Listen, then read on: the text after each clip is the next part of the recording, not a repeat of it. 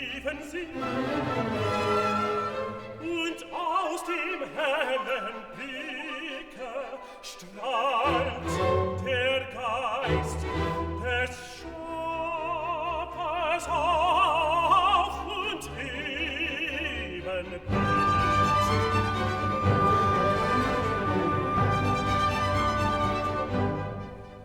Und aus dem hellen Blicke strahlt der Geist des Schöpfers auf und Ebenbild.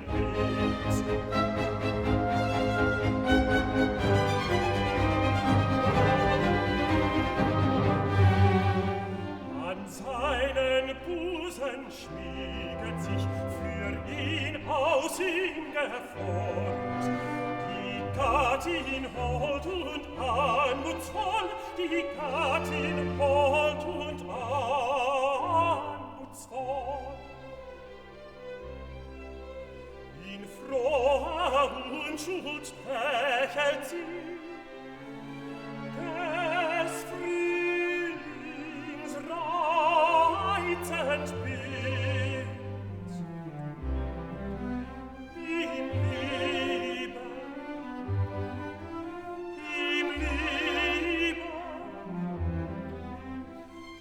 Glück und Wonne zu.